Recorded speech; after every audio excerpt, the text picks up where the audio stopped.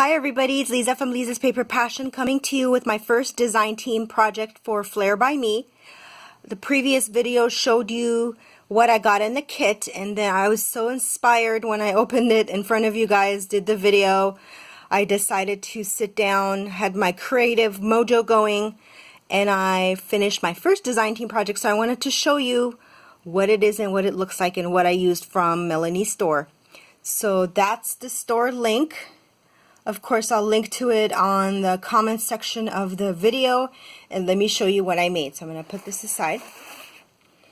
I bought a couple of egg cartons from Hobby Lobby a while ago. I want to say like about a year ago. I was really into altering egg cartons, and I bought some heart-shaped ones online, and then this one that's for 6 eggs. So although, you know, I don't put real eggs in it, I like to alter them. So this is my first project, and I'm proud to present to you all the goodies that are from Flair by Me's kit that I presented to you. And I'm just at a loss of words because there were so many beautiful things in there. But one of the things that were in there was this fabric. I got this new flower die from the Scrapbook Expo in Ontario over the past weekend, and although the sample on the cover used paper, I thought how pretty would it be to make my own flower using the fabric that Melanie provided in the kit. And so that's what I did. It's a Biggs Sizzix BIGZ, that's what it's called. It's a Sizzix die, which is a thicker steel rule die. And it cuts through not only paper, but it cuts through fabric. So I easily cut through 2 layers. So each of the layers is 2 layers of fabric. Excuse me. So there's 2, 4, 6, 8 layers. And then in the middle, I put one of the little goodies that she sent in her kit. So that was really fun to do. And then I go, okay, what else do I want to do? Because I want to lift this flower up. And what I did is I took the trim that she provides in the kit. And if you guys like, I could do a tutorial on how I did this flower that goes underneath. It's really super simple. You just take a felt sticker and then you pleat the lace or the trim, whatever you're using, along and just go all the way around. So I stuck this on top with a doily from my stash that's underneath. But first I should back up what I used to cover the top of the egg carton. I was originally going to paint it, which I usually do. I gesso it and then I paint it. But I really like this raw look, and I wanted to go with the kind of the shabby, grungy look of the colors in the kit. So I decided to leave it raw. So that's what it looks like. I covered it with one of those giant doilies from the kit. Let me just grab one because it's right next to me. And you got to see it in case you haven't seen the other video.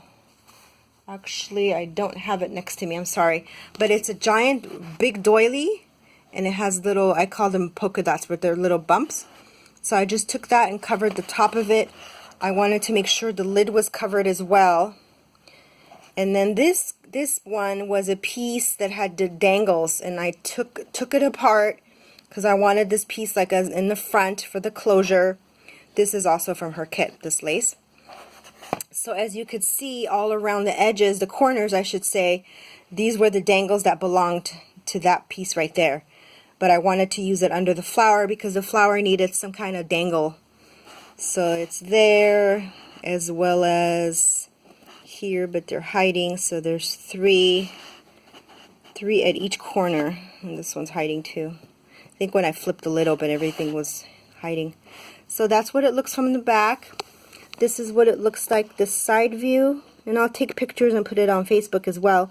For those of you who haven't subscribed to my Facebook page, it's Lisa's Paper Passion. I have a fan page, and I often post pictures there too. So sometimes, most of the time I do YouTube videos, but sometimes if I don't have a lot of stuff to talk about, I just post a quick project picture there. Okay, so this is the cover, and I almost forgot to mention these yummy pieces on the side. These are satin roses, and there's kind of an indentation in the egg carton. And I wanted to kind of hide that, so this was perfect, and I'm happy that she sent me 2. So I put one on each side, but let me go ahead and open it and show you the gorgeousness inside. So you open the egg carton, and what I did on the inside is I took one of those giant doilies and I cut it apart. It was really hard, but I had to do it because I know I kind of had a vision of what I wanted to do. There's a glue booger there. I cut it apart and used the triangles as like the, you know, cup pieces for the egg carton. So they are glued down, not the bottom part, because I kind of wanted them loose. I didn't want everything glued down so much.